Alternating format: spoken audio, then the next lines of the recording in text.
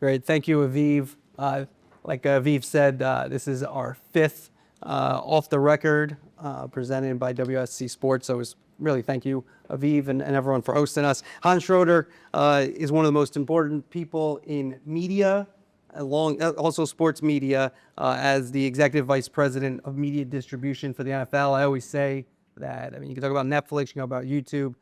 Who decides where we're going in terms of media in this environment? I think the NFL is, if not the biggest player, as big a player as anyone. So really appreciate you giving us the time to give us some insight into everything that's going on with you guys. Great. No, thank you for having me. And if it's off the record, so we can start. So just a little bit of story about how we got here. Love to do it. So definitely Andrew will do it. One of the first questions, what is this? Okay, we tape it. It'll be video too. Okay, what do we need to wear? What's the dress code? Andrew then sends an email that says, well, here's what I'm going to wear. It's going to be blue jeans, a white shirt, and a jacket. So we got one of the three right. So like it is up, but the rest it feels a little bit of a bait and switch here. So with where we're going, Well, so yeah. hopefully we're off to a good start. We are. Well, it is off the record, but it's really on the record, which I was told. I don't know if this is accurate, but Bob Costas had a show On the Record with Bob Costas, which I was told, though he wanted it to be called, in hindsight, Off the Record. So I think I'm a little ahead of the curve. So it is on the record. Do you really want me to tell this? I told you in the backstage, when I was taking my shower, I had the jeans out. They got wet. So I had to change, and that's where we got with this outfit. So I had to, And away we go. and we had to call an audible. I want to start a little background on you. You and football's in your blood. Growing up, your dad, big time coach. Just can you give us a little background of just Hans Schroeder playing football, how football impacted your life as a kid and growing up? Absolutely. Yeah, you hit where it started. Was born in the youngest of three to my mom and dad. My mom was a great athlete too. My dad was a great high school athlete. Actually played 5 sports at one of the biggest high schools in Cincinnati in 1 year. They actually passed a rule in high school that you could only play 1 sport that year after that. But he went on to play football at the University of Cincinnati. He then was a coach at West Point, the head coach at the Coast Guard Academy with the AD of Otto Graham, then went back to West Point and worked in sports for the rest of his career. My 2 older siblings were All-American swimmers, one at North Carolina, one at Williams. So very athletic family, but certainly dad with the football first focus in our household. And from the earliest memories, from literally being a little tyke, going to his office at West Point and getting to meet Lehman Hall, who was the West Point quarterback in the late 70s, and hiding under his desk because I was a little kid and just embarrassed to meet him, but it was my dream and favorite player at the time. And that started a love. There was football on a lot in our households. There was a race to the driveway every morning to get the sports section. I was lucky enough, and football's been formative to me, to play through high school. I had an ACL tear my senior year, but still was fortunate that Princeton recruited me and was able to play at Princeton, win our Ivy title our senior year, the first in a long time at Princeton, and develop really lifelong friends. So that opened the door to Princeton, which then opened the door to ultimately get a job in finance right out of school and sort of really start me on my career. But at the core of it was a love for football that for me, was always trying to get a job like I have today, and incredibly lucky to say, I'm able to do what I do and love what I do and love the people I do it with about a sport I love. So Before we get to the business, one more thing. What type of player were you? What position? How good were you? I was a pretty average player. I was a receiver my first 2 years, and then hurt my knee again my junior year, played safety, and then was our nickelback my senior year on the football team. So. Okay, now let's turn to football and the NFL.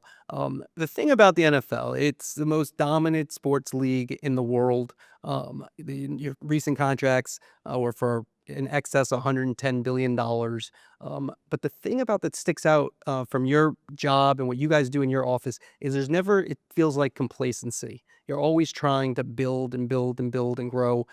Where does that come from? Why is it that way at the NFL?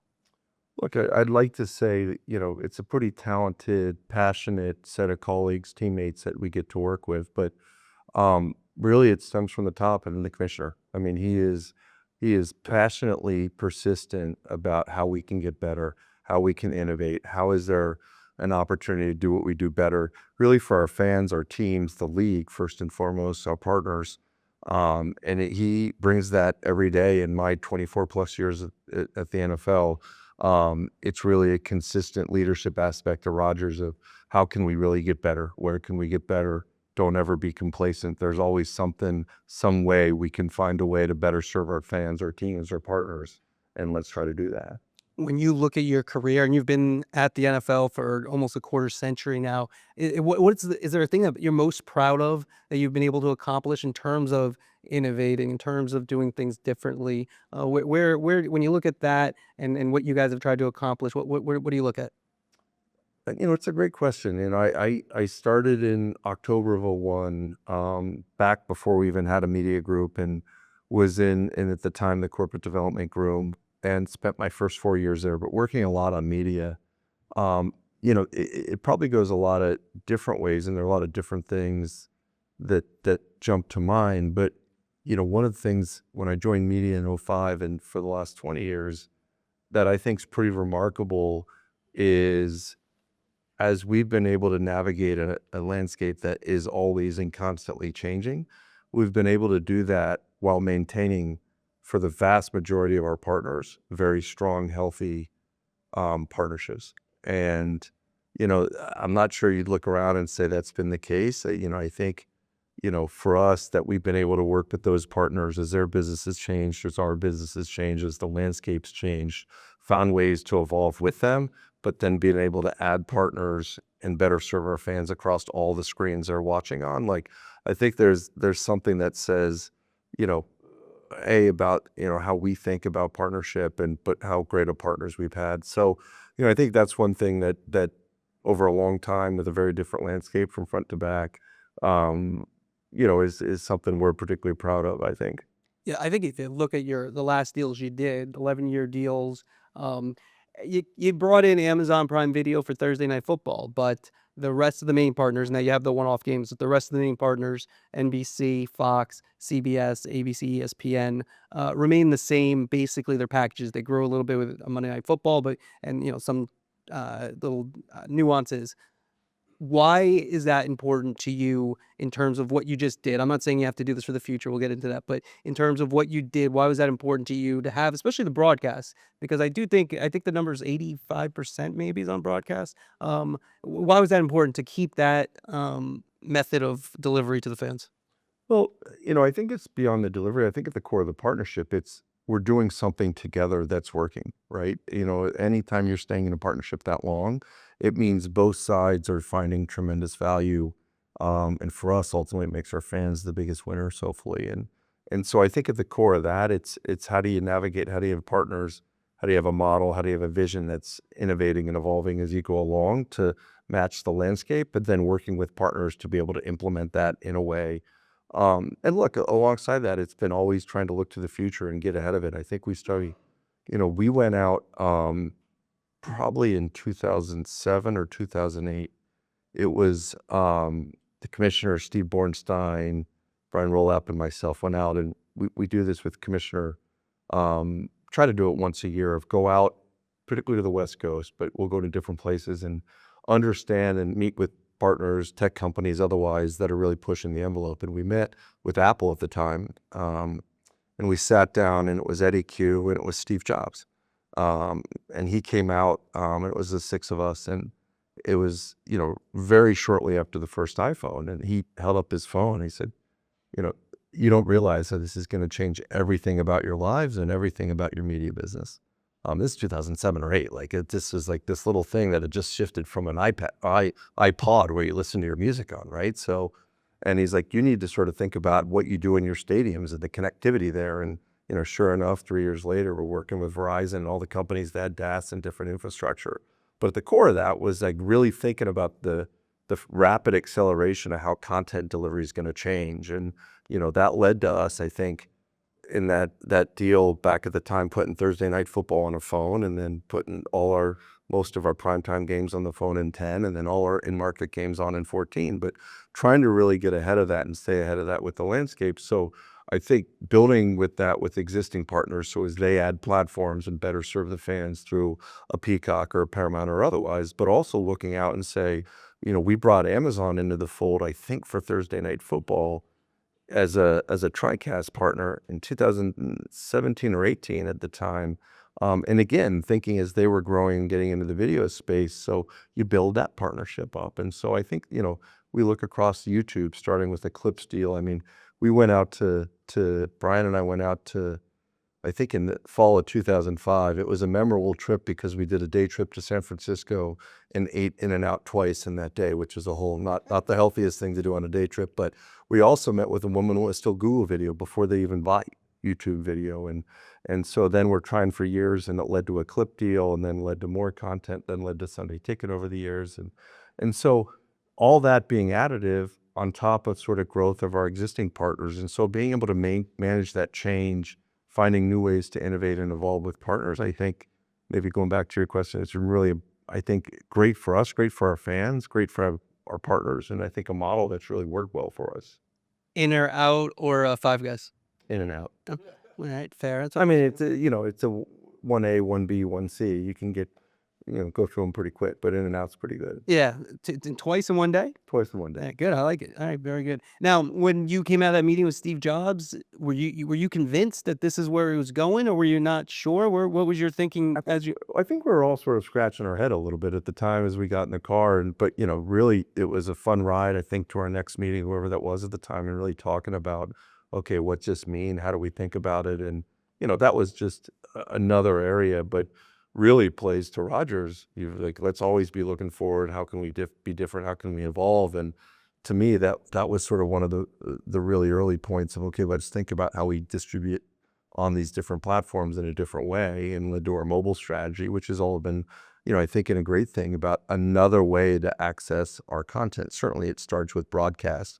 Broadcast is incredible with the widest reach, and all our partners, you mentioned it, 85% of our games are primarily distributed through broadcast. But starting this year, every one of our games is on a D2C platform too, right? And so people ask, how do you think about it as a digital world, and where's TV going? And for us, everybody has their own crystal ball. I'm not sure ours is that much better than anybody else's, but it's both, right? You want to be in all these places. You don't want to pick one. You're losing an audience if you do that. So I think by and large, it's been one where we want to be on all the different screens and platforms where our fans are, and that's where riding that evolution with our partner, and doing something like we did with Peacock and putting the first wild card game on there, and growing with Thursday Night Football, or reinventing Sunday Ticket with YouTube is we're able to. That was one of the partnerships we did switch, but it's led to such tremendous innovation. In 3 years with YouTube, I think we're at the highest year of Sunday Ticket subs ever. So that type of growth of has been tremendous, and at times you need to do that to revitalize the business, but generally it's been all additive on top of those existing partners. Now, we had Jay Marine as in that seat a couple months ago, and I think in 2018 or 17 or 18, that's when they started Amazon Prime Video.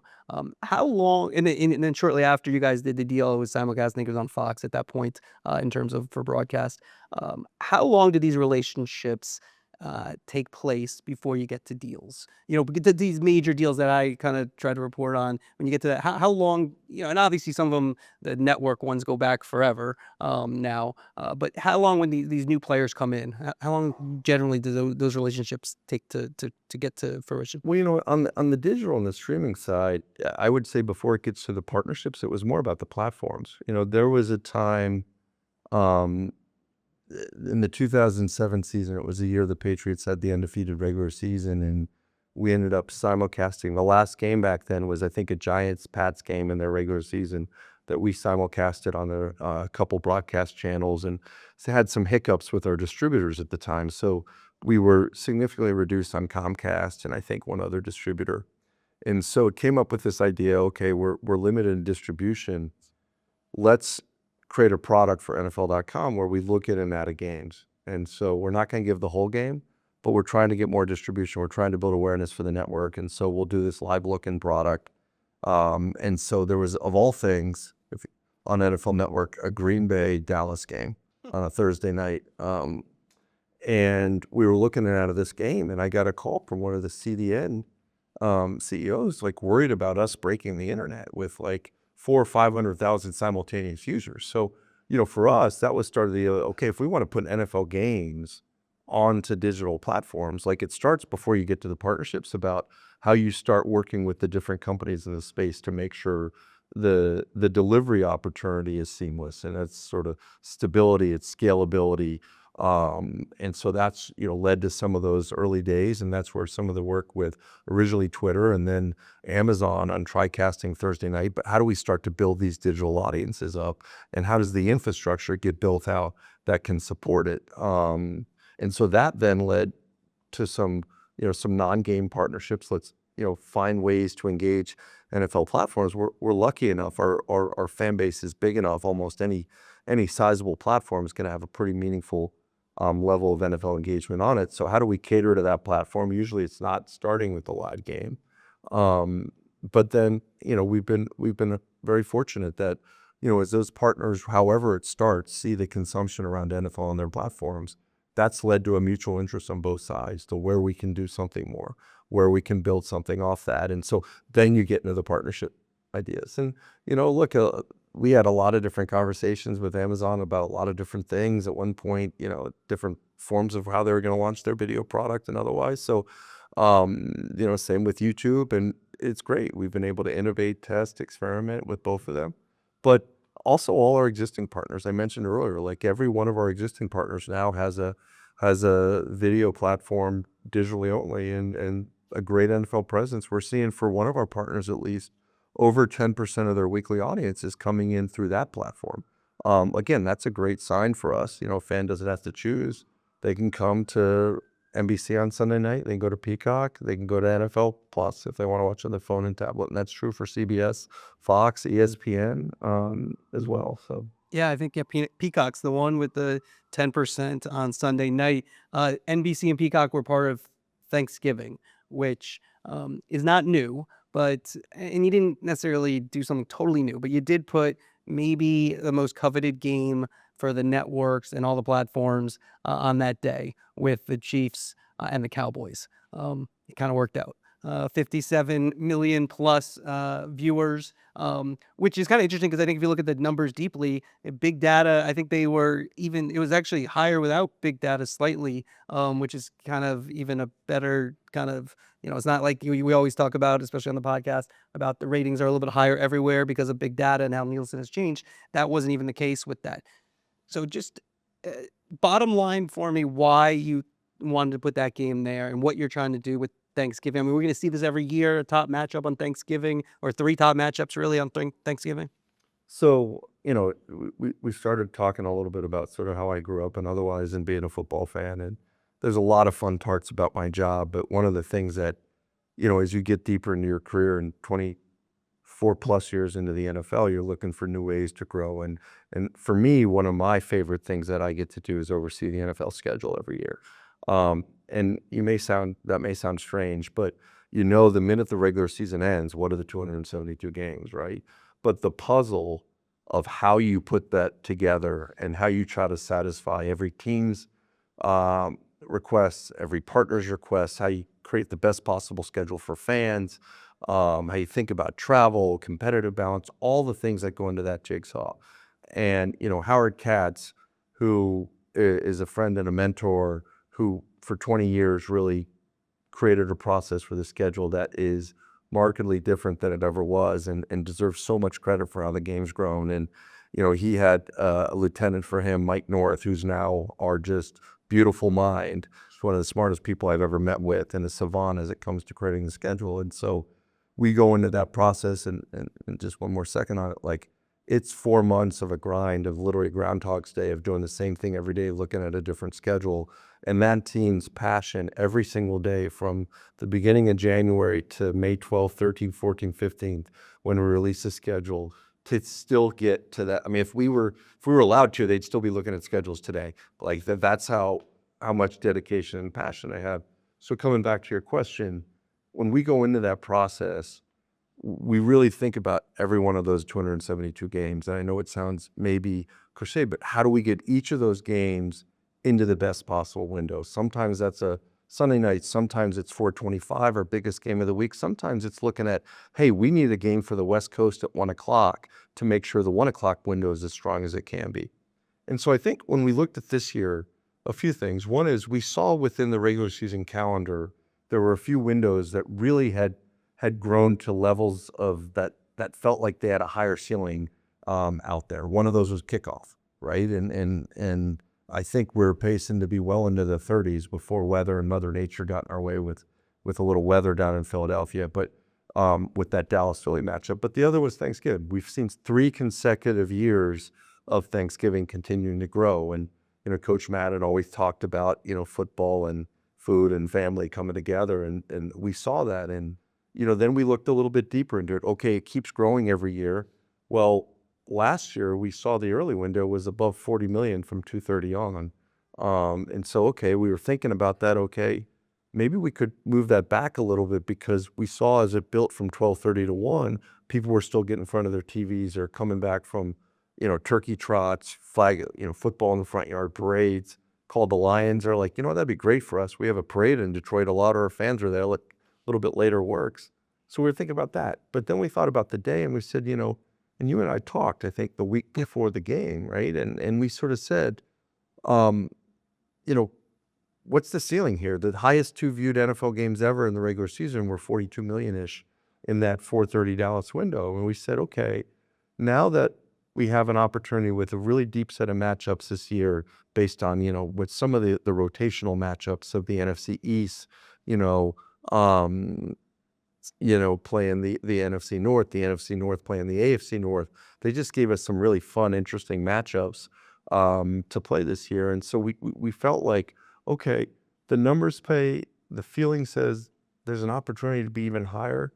You had Nielsen out there we talked about the big data, we can come back to that because that still feels like something we collectively are all chasing, but the work Nielsen has done to make sure they're capturing out-of-home viewers, not only people at sports bars and restaurants and otherwise watching the NFL, but people getting together to watch the games on Thanksgiving or Super Bowl or others and make sure they're capturing that co-viewing number. They've done a lot of great work. It just felt like, this is the right year. Like, let's figure out if this all comes together to go bigger throughout the day with some of the matchups. And I think it's bigger.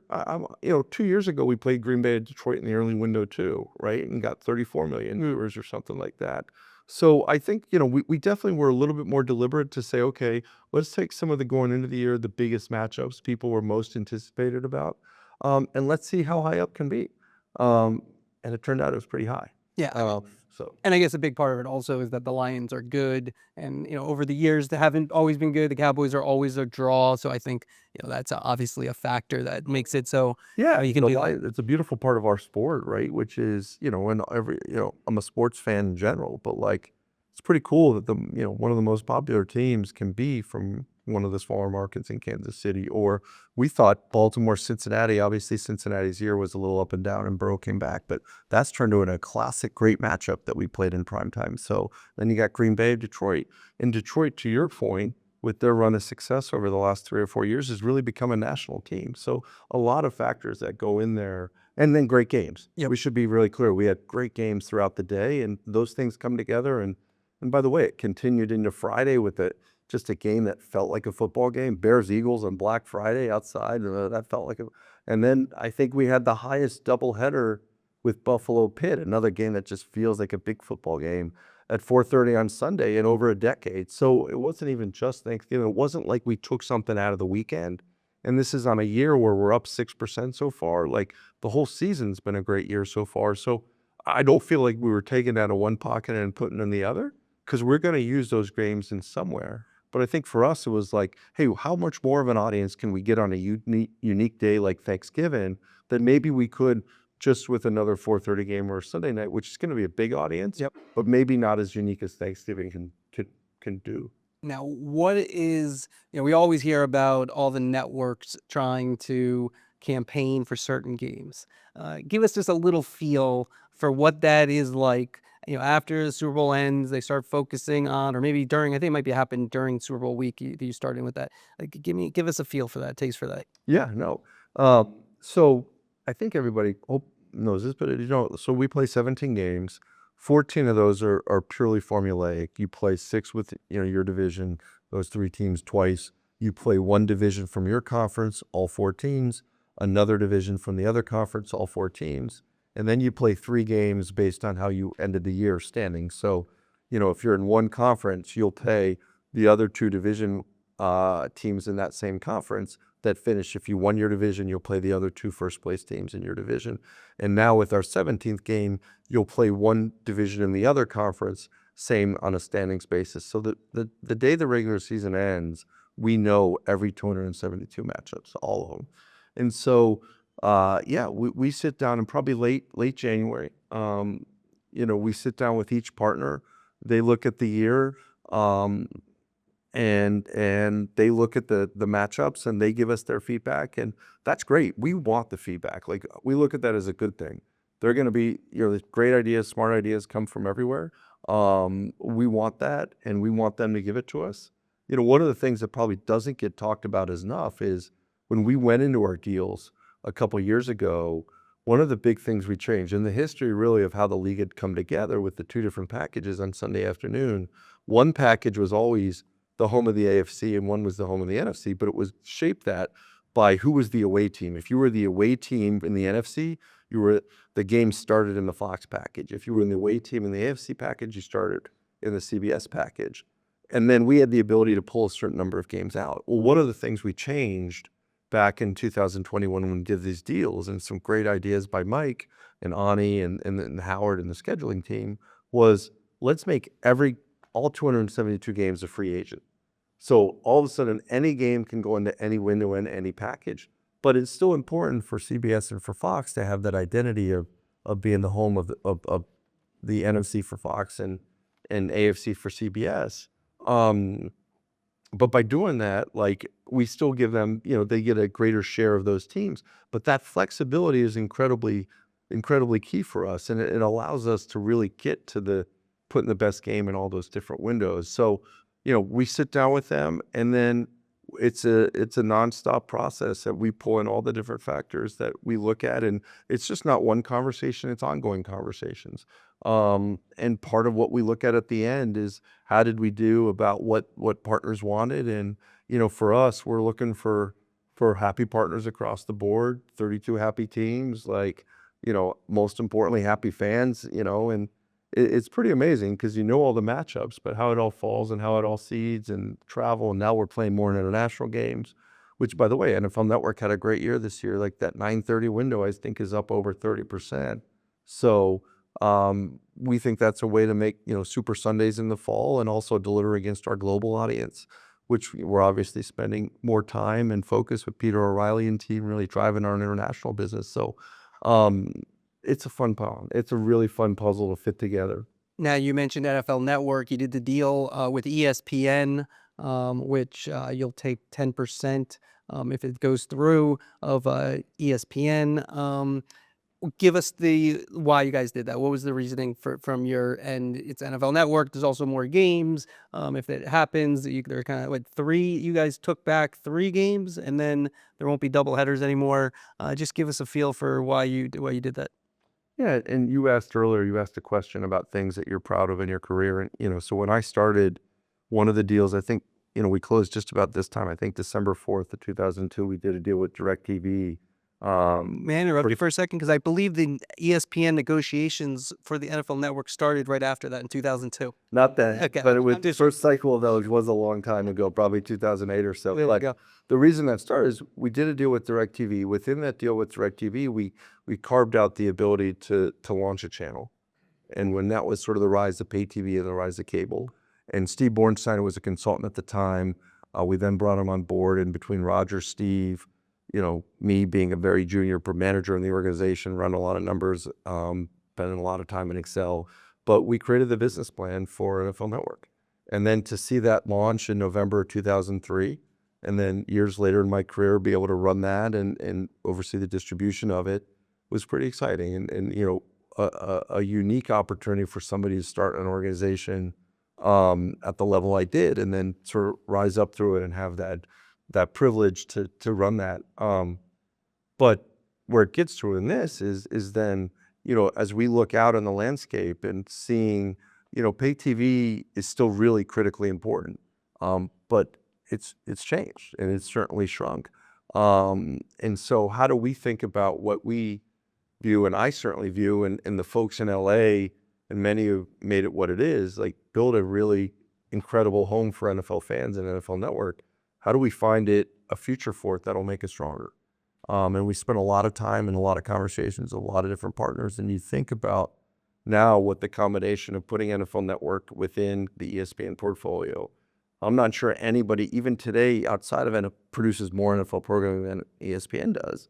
And being able to pull that together, being able to pull more football into it, being able to add digital distribution into ESPN Unlimited for NFL Network going forward, to me was as sort of you look and get to the next chapter, a great way to find the next chapter for NFL Network, for something to me that's very close, that having been there since inception, making sure, and again, that's more in a personal, I think, but professionally too, we wanted to find a good home and good future for it. So I think we're able to do that. I think Jimmy and his team are going to be unbelievable owners and stewards of the NFL Network going forward. And so as part of that, and look, we're always looking, the point about the commissioner and him being really persistent about pushing where we can get better, how we could be better. We did a deal not that long ago in 2021, and we said, you know what? At the time, ESPN wanted more games, right? They wanted more NFL product, and we wanted to try to meet our partners' fans. And so we said, why don't we try to create Monday nights where we have 2 games on at once? It would be great for fans. 2 games, you can look back and forth. It could be a mini red zone almost. You can go to which game's more excited. It'll be national. And we never got there. I don't think fans ever really understood. They were like, why would you put 2 games at once? Well, no. This probably would have been the other game at 1 o'clock on Sunday that would have gone to 25% of the country you may never have seen unless you bought Sunday ticket. But we never got there. And you sort of saw that. And what we also saw when we simulcast and Disney put 2 games on, ESPN and ABC, you got just about to the same audience. So to the point of how do we use all these assets in the best way we can, it was like, this is a model that it hasn't worked exactly. It hasn't not worked, but it hasn't worked like we thought it would. So let's pull these back and let's put these back and let's figure out what a better home for those, whether it's Sunday afternoon or some other way we distribute in the future. And there's really 4. There's also an ESPN Plus game. And again, I think that was a more of a product of ESPN as they continue to evolve and change their strategy. Made less sense to have ESPN Plus be a home for that. So, that'll, as we looked and work hard to sort of get the closure with that ESPN transaction, that'll be something in the future. You'll see Monday nights now just have 1 game, and you'll see those games and sort of how we use those again in the best way we think we can use all 272. Now, at the end of the decade, you have opt-outs on these 11-year deals that were for more than $110 billion. When you look at that, what is the criteria that you'll use in terms of determining if you should opt out or not? Look, I think it's a number of factors. And, I think they are at the end of the decade, but, if you look at our history, we certainly, try to be ahead of that, right? We try not to let it come out to the downtime. And we're always talking to our partners about how we can be better, where there are more opportunities to work together. We're doing a doubleheader this year with Week 16 with Fox because we think that's a way to give a great football weekend in mid-December on that. So, clearly we'll talk to our partners. It's a great thing from an engagement and viewership perspective right now. We're seeing that all be up. That's certainly at the core of everything we do. And not only just for the games and probably the headline numbers, what you see week to week. I mentioned earlier, we're up across Sunday ticket subscribers at reaching highest levels ever. Red Zone viewership's the highest it's ever been. We're seeing growth in our NFL Plus and people watching there. So for us, we're always looking at that whole ecosystem of how it all comes together.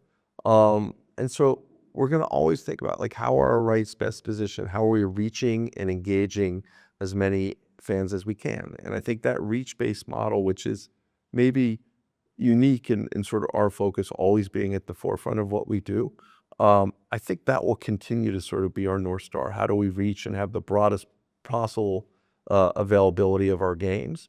And then what's the way to do that? It's probably going to be on a lot of screens, a lot of places, a lot of platforms. So how do we think about the partnerships that can best do that? And we're lucky because the partnerships, to the point earlier that we've had them for a long time, they're working. They're great. Like, I think our partners are doing incredibly well with the NFL, having record seasons this year. That's great for us. That's what we want to see. So as we get closer, like, we'll continue to look about how we have that distribution. How do we have the partners that we think are going to continue to grow with us? And, certainly to date, I think we're incredibly fortunate that they're all been fantastic partners. Now, a big point that I've made often on the podcast is you have your traditional partners and their business is the NFL. Like, it's not all their business, but they really do not necessarily have a business without the NFL. Now you also have these huge trillion-dollar digital players. You're already in business full time with Amazon Prime Video on Thursdays. You have the Netflix doubleheaders on Christmas. You did your first YouTube game, second game of the season in Brazil. How do you look at the new digital streamers in terms of the idea that they could grow in terms of how much NFL that they have? Yeah. There's a couple ways. One is to come back to what I was saying a second ago, just about the importance of reach. I think when you looked at digital a few years ago, you had this massive amount of consumption. But the question was, can they deliver for live events? Can they bring those audience levels together at a live level? And I think, the answer is a resounding yes. I think we're on pace this year with Amazon to be higher than the last year Fox was when it had TNF in broadcast. And so broadcast is still incredible, the widest based distribution platform. It's been a great pillar of our success to date. I think, we're still really committed to it. But again, it's not an either or. You're seeing that 2 years ago on Christmas, we had 3 games throughout the day on broadcast. It probably averaged 28 million or so. All 3 were top 10 games that year on our schedule. Well, Amazon did, 25, 26 last year, 30 if you count the international audience, not that far off, and they're going to continue to grow and get there. So, we think that the digital audience allows us to think about reach, and it's an 8 to 10 year younger fan. We know the fans are younger on those demos or on those platforms. The demos are younger. So again, for us, it's not necessarily an either or. It's how do we look at all this interest, and how do we bring it together in the right set of partnerships that's going to continue to sort of balance the widest reach that we want to get with having a number of great partners actively promoting, building engaged around the NFL. And the good news is our partners are diversifying. There's a range of partners that we have now with a lot of different businesses that they operate. But one of the things we always talk about with and around the NFL is our partners are able to create value, not just in the direct form of how we partner. They can sell advertising, or there's a certain amount of subscriptions they're driving directly off that. But the promotional value they can drive into other programs. I mean, this year you see, and look at Netflix with Stranger Things and the next cycle being released on Christmas Day. You think about what Amazon's doing on Black Friday. Part of the reason we love that idea from the deal process is, that day, that huge commerce day with the biggest commerce company in the world, as an emerging video distributor, there's different ways they can partner and create value out of it. Like, what are the next set of ways? You look at all the ways YouTube does that with the diversification within Google and how they use both NFL within YouTube TV, but Sunday Ticket to do that. So, I think our partners are going to help us shape and inform what those future partnerships look like, about how the NFL can play a bigger role in their businesses. But that's the great thing. The engagement starts with starts with how fans are watching or engaging across their platform. And then the fun part is thinking about how you can build off that.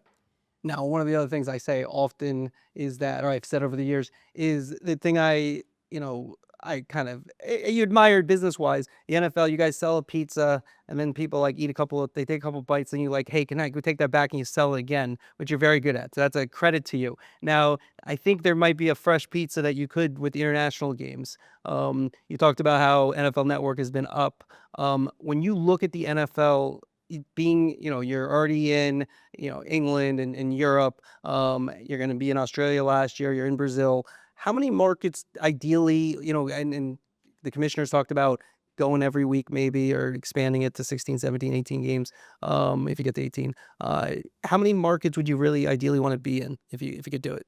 Well, look, the one thing I'd say, and as a New Yorker would probably say, like a pizza pie, a pie. Like, we don't think it's just carving up the 8 slices that exist. We're about making a bigger pie, right? And Sure. I think that's what we've been able to do as we build these partnerships is when we add a full season of Thursday Night Football, which, by the way, we credit to NFL Network as they did that for the first time back in 12 and 13. Like, as we think about potentially early morning windows and more of it, like we really are disciplined. We're not trying to just take viewership in one pocket and move it to another, right? And part of what we do, and sort of I'll come back to the international piece in a second, is like, then you think about the flexibility in these deals, and being able to put any game in any window allows us to put.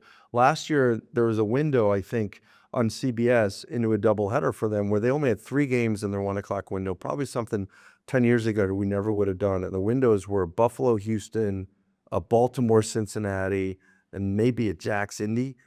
And it was one of their highest 1 o'clock windows of the year, right? Because we were mapping to the country. These smaller market clubs like Buffalo were national brands, and Baltimore and Cincinnati. So it all comes together there in a way that then allows us to look at, well, how are we going to make the pie bigger even further? And certainly international is part of that. The team's done a great job with this year with all the markets. I think Commissioner's been really public. I think we just announced this morning, a return to Munich, and playing games in Germany.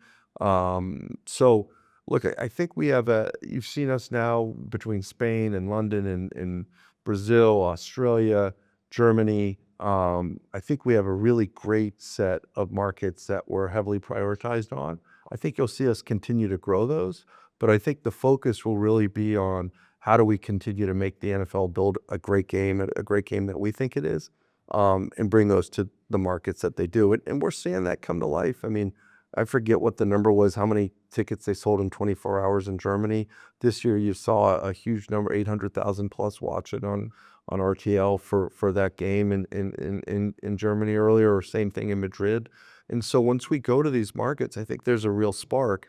The focus for us is how do we continue to build on that? And that's where there's areas like flag football in particular is such a great opportunity for us. It's in the Olympics in 28. We're certainly very hopeful in Brisbane and beyond.